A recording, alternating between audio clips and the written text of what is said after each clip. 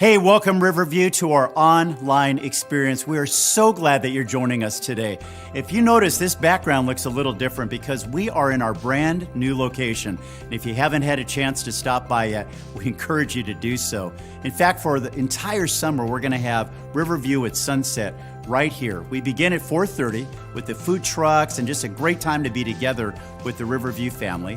And then at 5:30, we come here indoors for worship and message, and just a great time of encouragement. So we hope you enjoy this service, and thank you for joining us today. Thank you, Jesus. Thank you, Father. Give you all the praise this morning.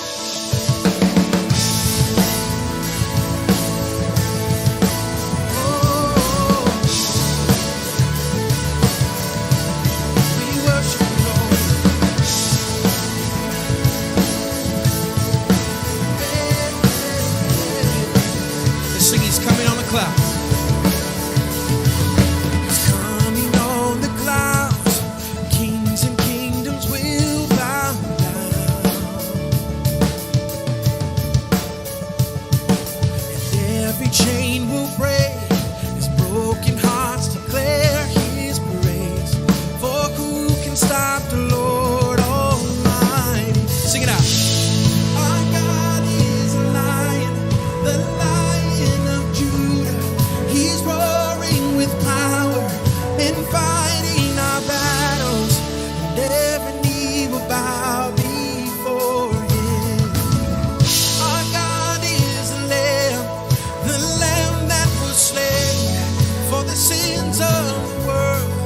His blood breaks the chains, and every knee will bow before the Lion and the Lamb, and every knee will bow before Him.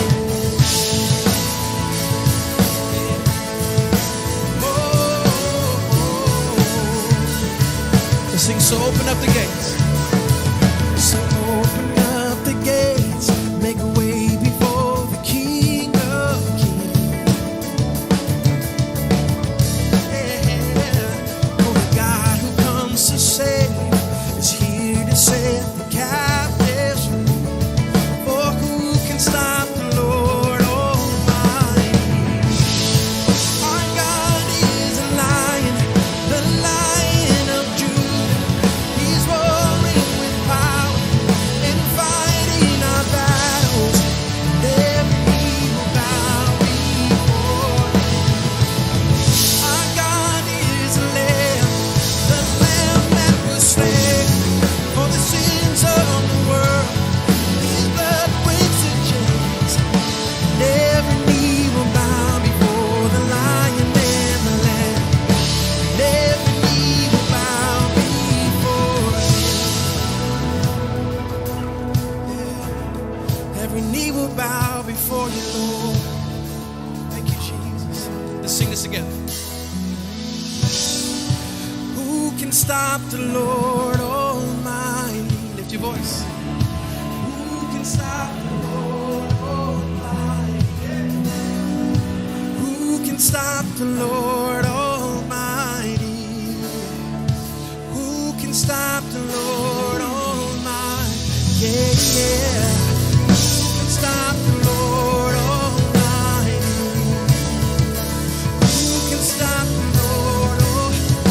There is no one who can stop the Lord Almighty.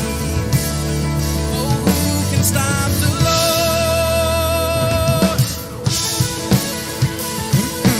Come on, let's sing our God. Our God is a lion, the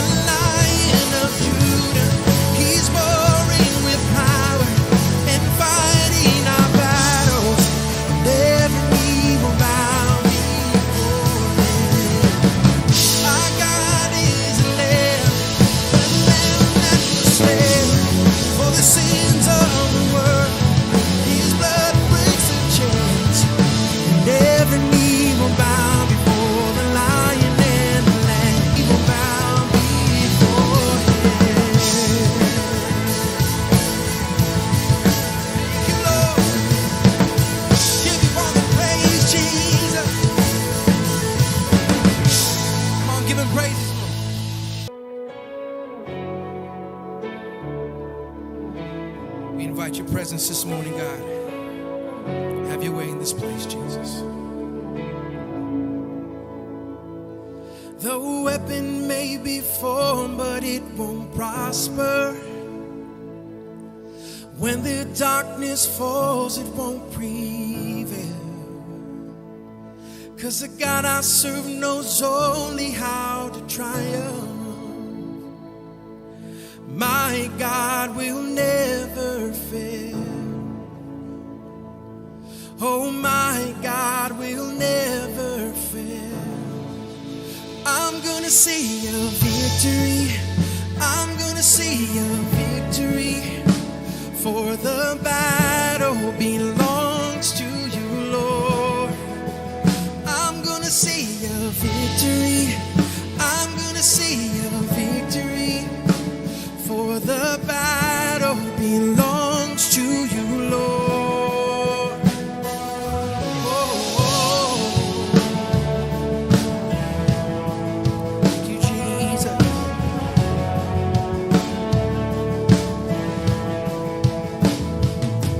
There's power in the mighty name of Jesus.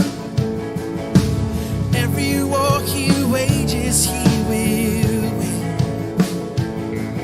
Oh, I'm not backing down from any giant. 'Cause I know how this story ends. Yes, I know how this story ends. 'Cause I'm gonna see a victory. I'm gonna see a victory. For the battle belongs to you, Lord. I'm gonna see a victory. I'm gonna see a victory. For the battle belongs to you, Lord.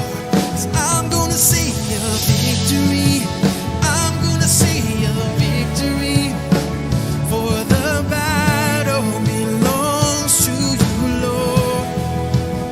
I'm gonna see a victory. I'm gonna see a victory. For the battle belongs to you, Lord.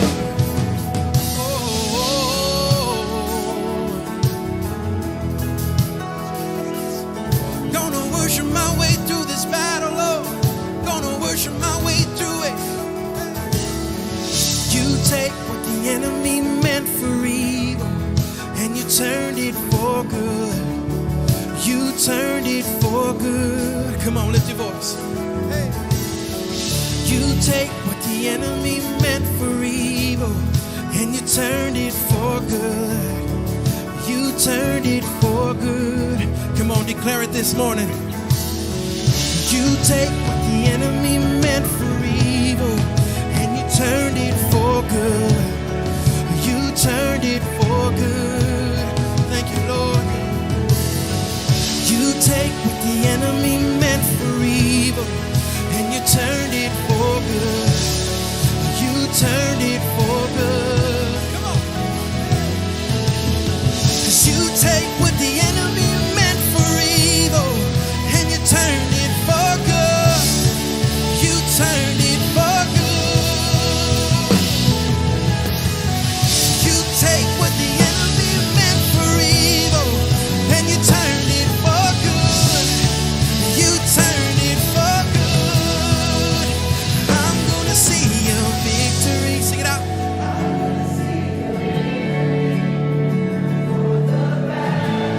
Belongs to you, Lord. Yeah. I'm gonna see a victory.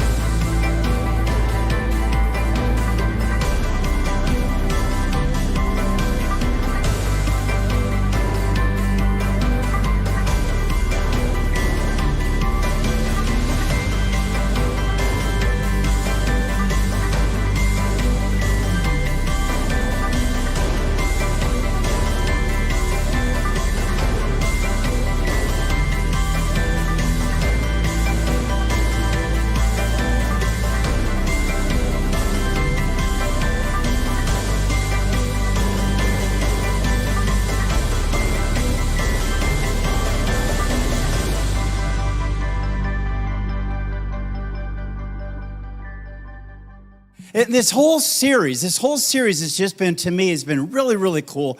This idea of faith builders. And what I know about life is usually life is taking faith away. In fact, that's why James wrote this letter of James. He said, look, I get it.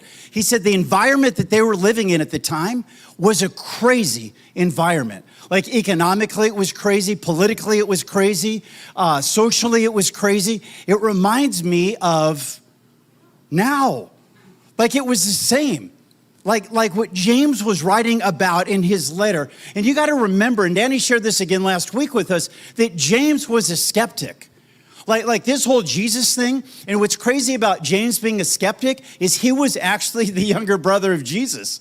Like he was one of Jesus's siblings, one of the brothers or sisters that Jesus had. James was one of them.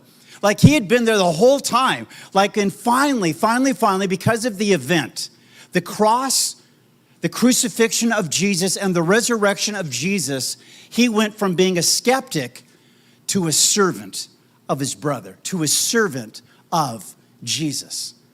And he writes this incredibly practical letter to us today. And I just want to give you guys a little pro tip tonight. If you have not yet, I want you to read James' letter. I want you to pretend like you were one of those early churches that James was writing to, even though it's a today church and not a back then church. And I want you just to read the letter. It's only a couple chapters long, 5 chapters. It's super short, but read it like a letter. Now, I don't know about you, but I remember when I used to get letters from Annette, like we used to date when letters were like a thing because calls were like so expensive and texting was not even a thing, right? So we wrote letters. And what was cool about a letter is you wrote a letter and you mailed a letter, but the letter didn't show up for a couple days later. And then you had to wait for them to read the letter a couple days later and then write their own letter and respond to you. And it was like over a week, right? This cycle. Well, you don't have to wait for James' letter. It's here now.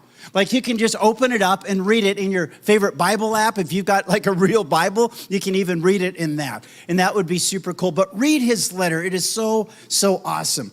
And here's one of the things that I have picked up, and maybe you have picked up in this letter that James wrote for us today, as well as for his family back then. Here's what I love about it. It is so practical, and he says this. Look, he says, my brother Jesus, he says that his family is different. It's not the same as all these other families and all these other groups and not even all the other religions that were religions back in during that time. He says, my brother's family, Christians, are different. And we have a different playbook. And if you got your outline this evening, I just want you to pull that out and you can take some notes and jot them down as we go along. And we'll have some verses up here on the screen for you as well. But James says, look, my brother Jesus says that we have a different playbook, and I want you to understand that. We don't play by the same rules, and we don't play the same game that everybody else plays. In fact, our playbook is not only a different playbook, it's a better playbook. And it's a better playbook because in my playbook, people actually matter. You see, if you were to summarize the ministry of Jesus, and maybe like us, you've been following along and watching The Chosen, and you kind of start to get this idea, and you start to get this understanding, you start to get this insight that Jesus really actually cared about people, not religion. They had played the religion game during the time of Jesus. In fact, that's one of the reasons they killed Jesus, is because Jesus wouldn't play the religion game, because Jesus actually cared about people. Because our playbook is a better playbook. It's not about religion. It's not about ritual. It's about people, all people. Rich, poor, powerful, powerless, famous, or even infamous people. These were the kinds of people that Jesus spent time with and Jesus loved. People like us. Sitting in this room right now. This is what Jesus' playbook looks like. Here's the problem. And I don't know if it's a problem for you, and maybe it's a problem for me, and maybe it's just a problem for some of my friends that I like to hang around with and have conversations with. But the problem is simply this. The problem is there's a difference between what we say we believe oftentimes as the church today and how we live. There's a difference. And so a lot of my friends who grew up in the church and walked away from the church or thinking about maybe joining the church, and they look at me and they say, don't you understand that there's a difference between what I hear people say they believe and how they actually live their lives? Like, why do you do that? Why do you live with this discrepancy? Why do you live one way but say that you should be living another way? And James was so aware of this because, you see, during the time of James in the early church, and this all happened just a couple decades after the time of Jesus, people literally started to walk away from the church. They said, you know what? No thanks. Because of outside pressures, but also because internally they started to see things they did not like in the church. And maybe a part of your journey story is the same story where you go, you know, I don't know.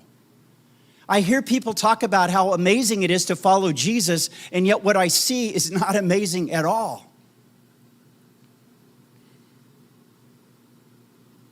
I want to push this just a little bit further, and I wrote this down. Here's the question. Who is it for you? Who is it for you in your life? Who is it for you in your life that maybe you're looking for that affirmation, or maybe taking it to a different angle, maybe it's that person in your life that you don't want to have anything to do with. Maybe it's that person in your life that you go, I don't think so.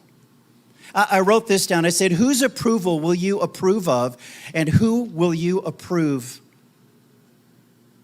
Who's looking for your approval?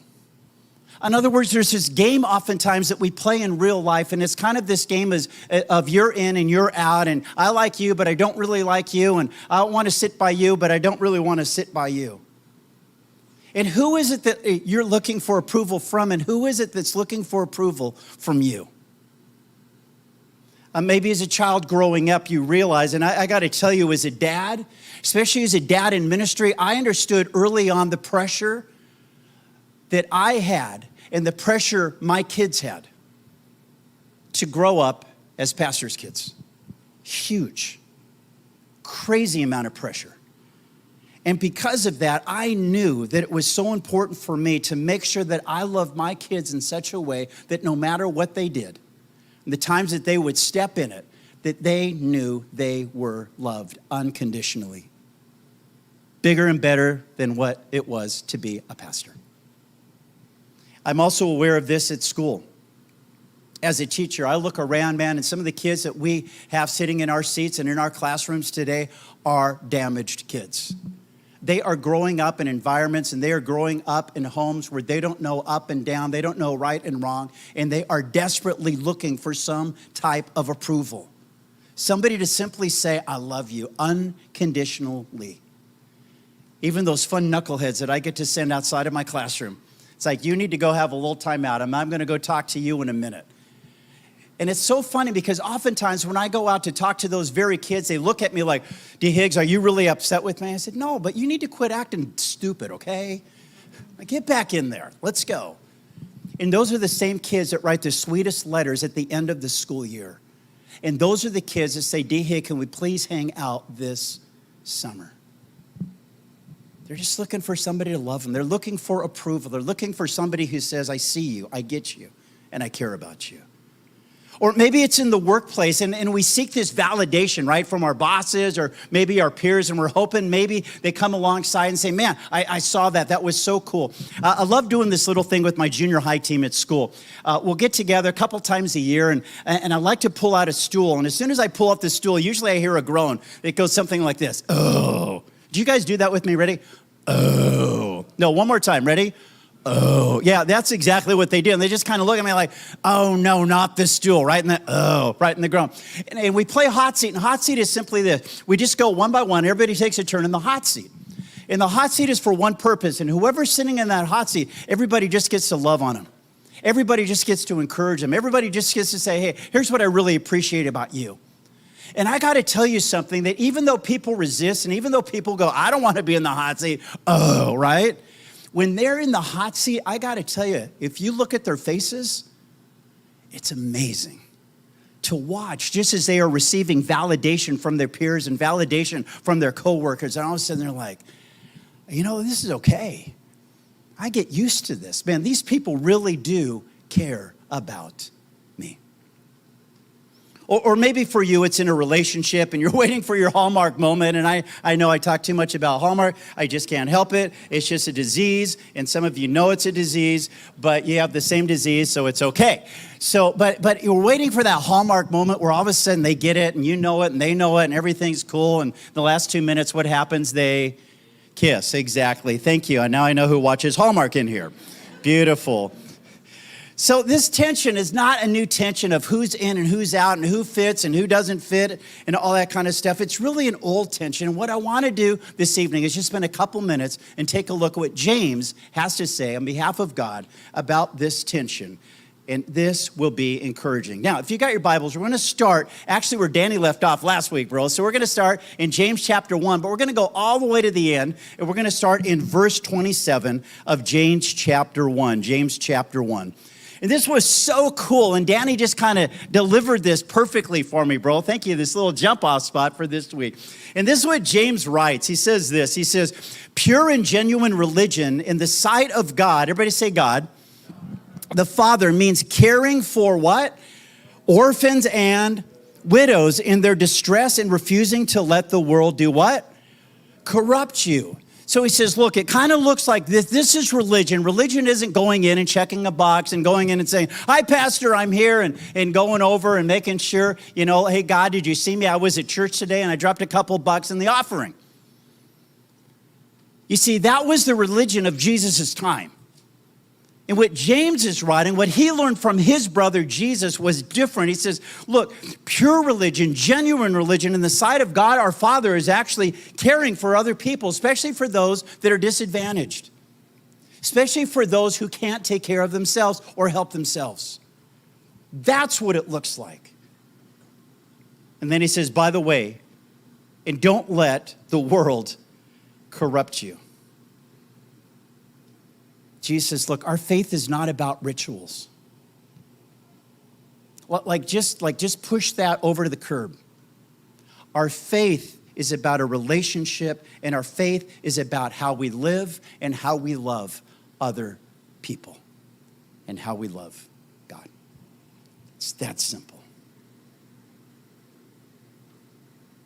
And then James gets personal over in James chapter 2, and flip over to the next chapter, and this is where we're going to dive in for the next couple minutes. In James chapter 2, beginning in verse 1, he says, look, this is what pure religion looks like. It's to take care of those that are disadvantaged. Then he says this in verse 1.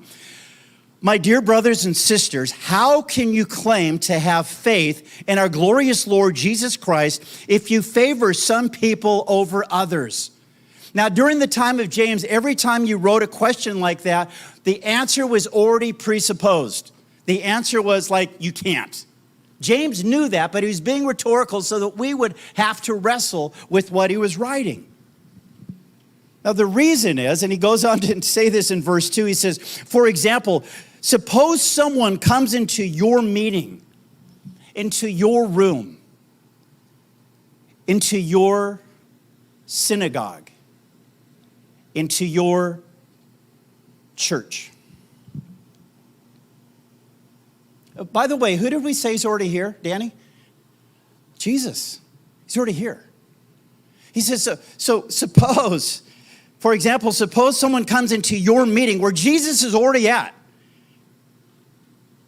dressed in fancy clothes. We don't do that here. We're all good. We're all good. And expensive jewelry. And another comes in who is poor and dressed in dirty clothes. If you give special attention to the one and a good seat to the rich person, but you say to the poor one, you can stand over there or else sit on the floor. Ouch. Everybody say ouch.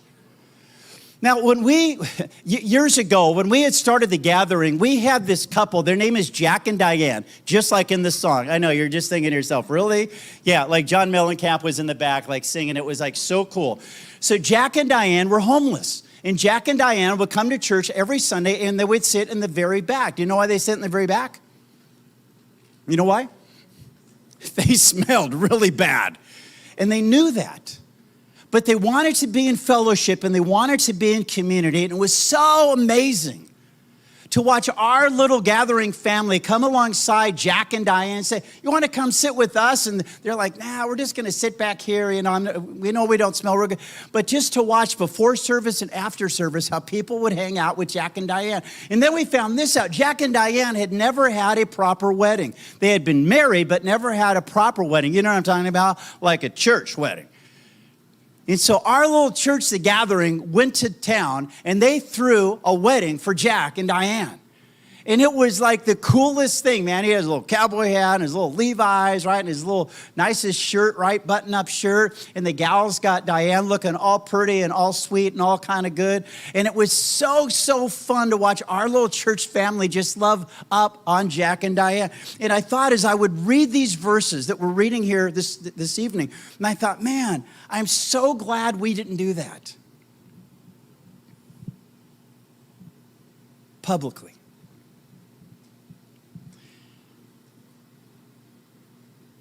But I still wonder about what we do privately on the inside. And let me explain. And let me ask as a question. So who is it for you? How can you claim, this is what James says, how can you claim to trust Jesus when we play the favor game? Like how do we do that? Like you walk into a room, or I walk into a room, maybe it's this room, maybe there's other rooms that we walk into, and we instantly start to look around in that room and we kind of go, who's in and who's out? Who in this room brings advantage to me? Who can I leverage maybe for my own benefit? And who do I want to have sit over there across the room? I really don't want to spend much time with them. We begin to assess the room. In our family, my brother's here, my sister's not, which is good because I like my brother more. But my brother's here, my mom is here, and it's so funny because every time it's like Mother's Day or Father's Day or a birthday, we play this little game within our family, and the game is simply this. And it's like, you know Mom likes me the most, right? Like I'm the favorite, right? And we play that game, we text that game, and we sign that in our card, you know, your favorite son, your favorite daughter, you know, all this kind of stuff. And it's kind of a fun game that we play, and it's a game that really is a game that says, like we love you. I think, is that how it really goes? It's really about the money. It's really about the money, yeah. But anyway, So it's this idea like, you know, with love, your favorite, you know, whatever type of thing. We play this like favorite game in our family, even though it's kind of a love game. It's kind of a fun thing, but I thought, boy, in real life when we do that, that is not cool at all. That gets like really, really painful. Now I'm going to flip this upside down. This is where it gets really tragic. This is where it gets really difficult. This is where it gets really challenging for me and maybe for you, and it's in this place. As often as we tend to do that with other people, inside we also know that people do that with us. And we ask this question, where do I fit in? Where do I fit into this group? Or where do I fit into this meeting? Or where do I fit, right? And we begin to size up the room and we begin to kind of look around and say, okay, here, this person's here and that person's here and I'm here. Or maybe we even do that when we come into church. And we ask the question, where do I fit in? Who are the people in the room that I want to impress? Who are the influencers in the room that I want to get next to? The people who bring me benefit. I know it's so painful. The one that you want to ignore. In other words, the one that you say, you don't bring me any benefit. There is no upside to my relationship with you. We begin to judge and we begin to kind of have this little inside of us tension. And the problem with the tension, and we have to pay attention to the tension because every time it's there, it's telling us that there's something going on in my life that's not quite right. That doesn't quite measure up. And do you know who suffers when we play this game? It's something that God values highly. It's community. And it's you. You see, when we play this game, it becomes about more or less, who has more and who has less. And it's what is happening in our country today, isolation and division. And you can go down 100 different roads and you can point 100 different fingers on why this is happening today. But all I know is our country is becoming more and more divided. And this pandemic that we just are now on the tail end and coming out of, so have the churches. The community of God, God's family, has taken the brunt of this. And he looks at us today and he says, don't. And there's even a bigger question. I wrote this down in your outline, and the bigger question is this, not just why do we play this game and why is there this tension about the haves and the have-nots and who's in and who's out. The bigger question is this, why do we do it? Why do we even go down these roads in the first place? Why do we play these little judging games and who do I value games? And in verse 4, James unpacks this for us and he says this, doesn't this discrimination show that your judgments are guided by evil, what is the word? Motives. I don't know about you, but I don't even like that word because I don't even like my own motives. Excuse me, Darren, aren't you a pastor? I am. But our motivations to seek out those that have power and position and seeking out pleasure. And then James asks us about our motivations. Heck, I don't even know where my motivations come from half the time when I walk into that room and I look around in that room. But I know I'm not alone. I know it's true for many of us. Because God looks at the inside, not the outside. He wants us to live inside out. And this is what he says in Proverbs. And I love this. When Solomon writes these words in Proverbs 16, verse 2, he says, people may be pure in their own eyes. In other words, we look in the mirror and we kind of go, man, I got it going today. This is good. I've got a good day going on. Hey, look at me, everybody. But the Lord examines their motives. God says, look, I know you look all shiny clean on the outside, but I'm going to go right into the heart of the matter, and I'm going to really dive into what's going on in here. And the reason he does that, the reason he looks at our heart, the reason he looks at our motives is not because he's mad at us. He just wants to reveal to us that we may not be living the way he wants us to live. Our motivation might be way, way off. Jeremiah writes this in Jeremiah 17. He says in verse 9, the human heart is the most deceitful thing of all. Everybody go, ow. And desperately what? Wicked, like yikes. Jeremiah, like throttle back just a little bit. And he's going, no. He says, who really knows how bad it is? But I, the Lord, search all hearts and examine secret motives. Like God's in there with his little flashlight looking around saying, oh, okay, ooh, here's a little corner, look at this. Because he wants to reveal that to us. So it's an area that we can work on before God. Then he says this, I give all people their due reward. Everybody go, uh-oh. According to what their actions deserve. Like, yikes. Like, no wonder God wants us to check our motives because he doesn't want our motives to get us. He wants to make sure that our motives are good motives, pure motives. We've got this inner battle going on between what I should do and what I shouldn't do. And here's the result of playing favorites. You and I get smaller. We get smaller. We don't get bigger. We don't leverage these relationships like, hey, look at me, I'm hanging around with so-and-so. How cool is that? The result of playing favorites is we get smaller, we get less, we get even more disappointed. Because we realize that that is not satisfying. We realize that that is not fulfilling. Every time we pick and choose who is in and who is not. I want to give you a little secret this evening. The secret is simply this.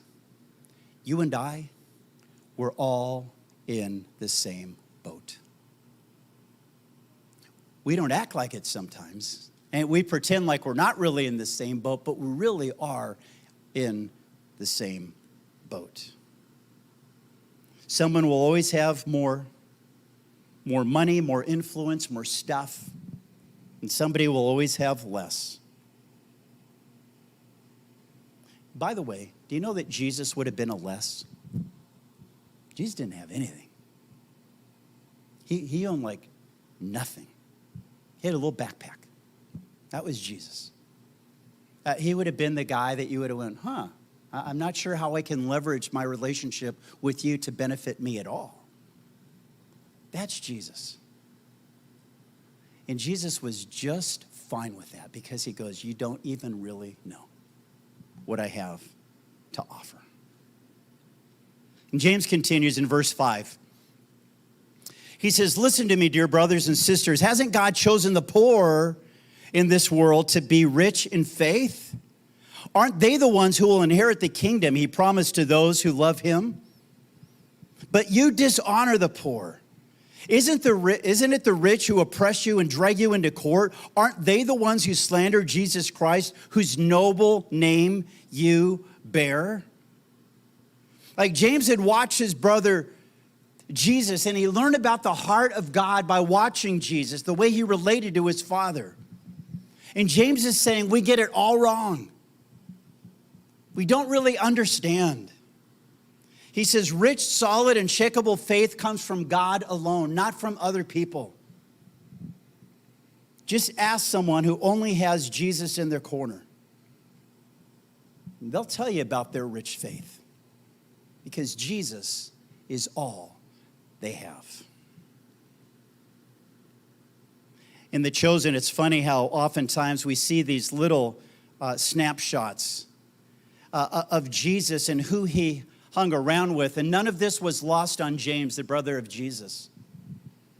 Jesus would hang out with the people that society said, those are the have-nots. And yet that's where we find Jesus time after time after time.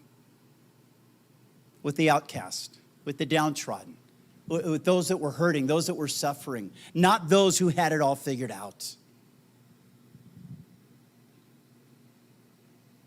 As if to say, the poor have a very special place in my heart. They need help and they know it. They don't depend on what they have. They depend on me. You know what God loves to hear from you and I? He loves to hear things like, God, I need your help. I need you to show up. God, I need you to figure this out for me. I need you to work in this situation that I'm in right now. In other words, we're saying, God, I don't have this. I need you to have this. I need you to work. I need you to show up. I need to see you in action. Not my wisdom, but your wisdom. Not my ability, but your ability. Not my power, but your power.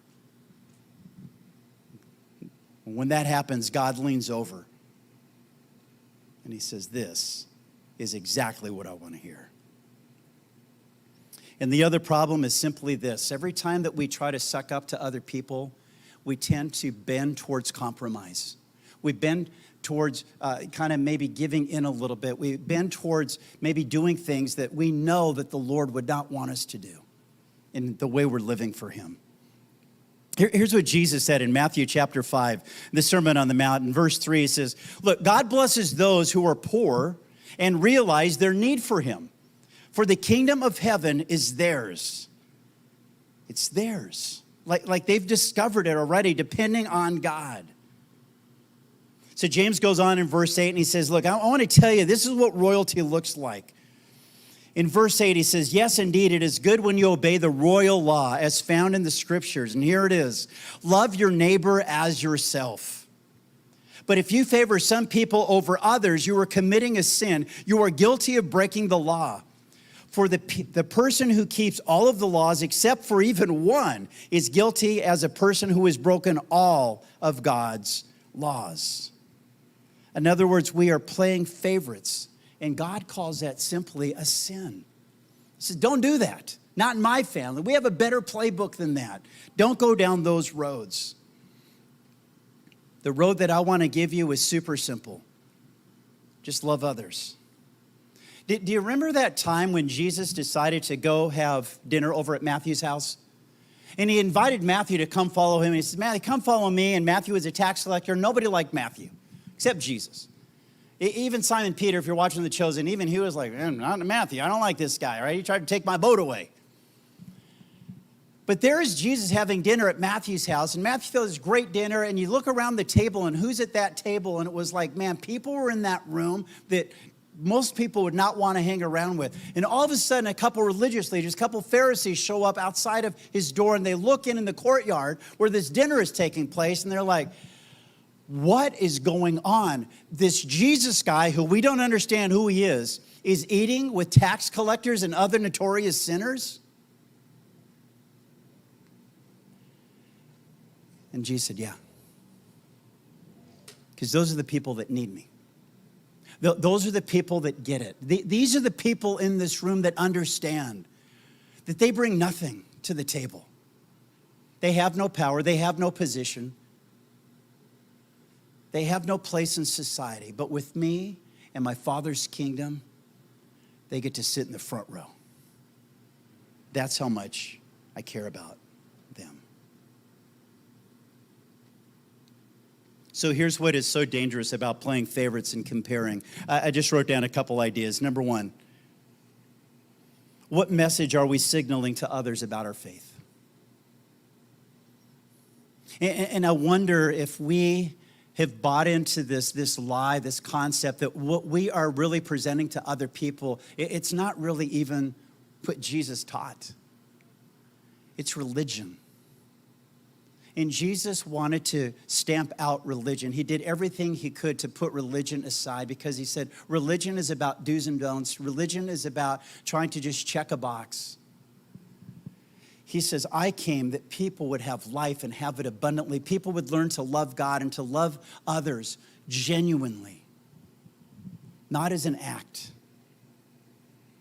Number two, what is so dangerous about playing favorites and comparing? Number two, we lose sense of who God made us to be. Because all of a sudden we realize that we're starting to value what other people think of us versus what God thinks of us. Instead of going by his playbook and how much he cares about us, we're concerned about others. Number three, insecurity. Others drive who we are and who we become. Wanting to be accepted, wanting to be valued, wanting to fit in. And again, oftentimes ending up compromising. And number four, we realize that it's never enough. Our purpose becomes to please others instead of pleasing God. We sell out. And then we wonder why we never feel satisfied. Jesus said it this way in Mark chapter 12. He says in verse 29, Jesus replied when he was asked this great question, what is the most important thing? He says, the most important commandment is this. Number one, you must love the Lord your God with all of your heart, all of your soul, all of your mind, and all of your strength. Everything that you are, love God. Like give it all to God. Like be sold out for God first and foremost. And number two, in verse 31, the second is equally important. Love your neighbor as yourself. No other commandment is greater than these. And again, you can see everybody taking notes and writing this down. Okay, Jesus, we got the first one, love God. Second one is love others. What's next? And he goes, that's all. It's that simple.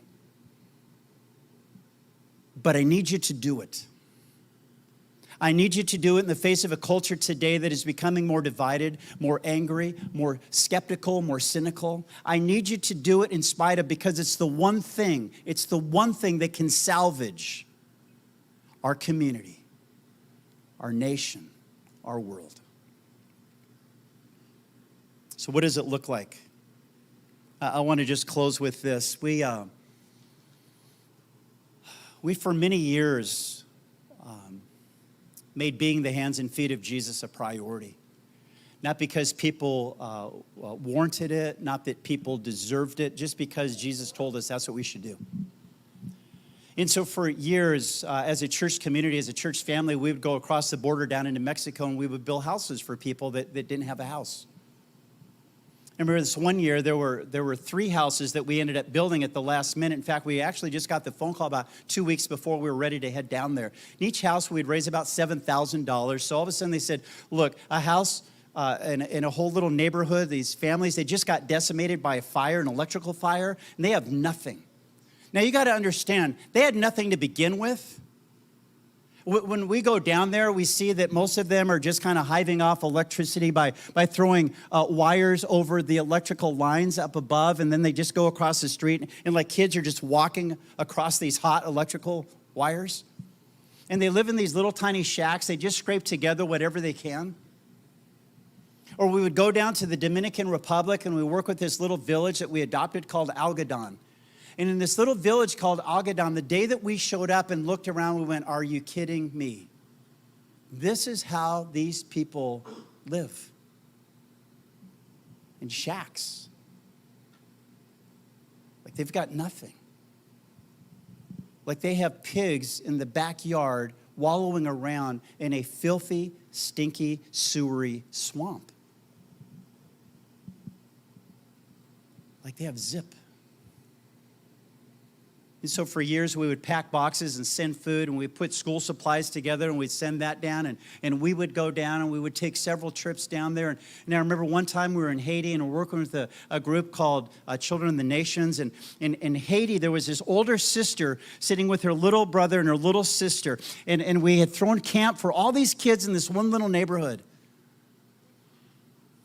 And it was Wednesday, and during this camp, it was lunchtime, and during lunchtime, there was this incredible staff that were there preparing this meal, and they were cooking up beans and rice and chicken, and it was a feast for these kids. It was a feast for these families.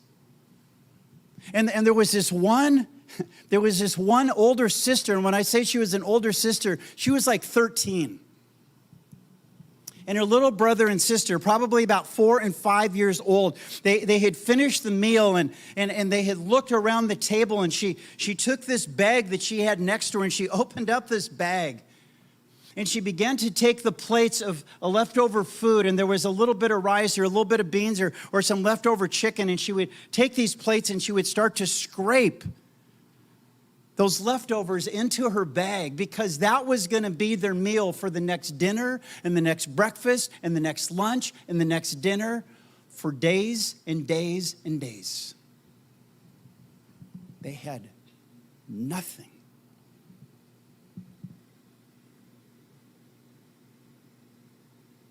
Every year I take kids down to Sleepless San Diego, and we spend the night and we learn more about the homeless population here in our city. You see, here's the problem. The problem is we have divided God's family into the haves and the have-nots. And James is calling that out. He's calling that out in the church. He's calling that out in communities. And he says, look, this is what we're doing. He says, we play this game of judging other people, and we've got to stop that. He says in verse 12, so whatever you say and whatever you do, remember that you will be judged by the law that sets you free. There will be no mercy for those who have not shown mercy to others, but if you have been merciful, God will be merciful when he judges. Hey guys, we just want to say thank you for joining us today for today's message and service online. Again, if you are trying to get some traction in your faith right now as we do this series called Faith Builder, we would encourage you just to click on the link down below, or there's a QR code that's going to pop up, and that's going to take you to our Jumpstart. And it's just a great, easy to use, fun little video mini-series for you to help jumpstart your faith. We look forward to seeing you next week, and we hope that this week is amazing.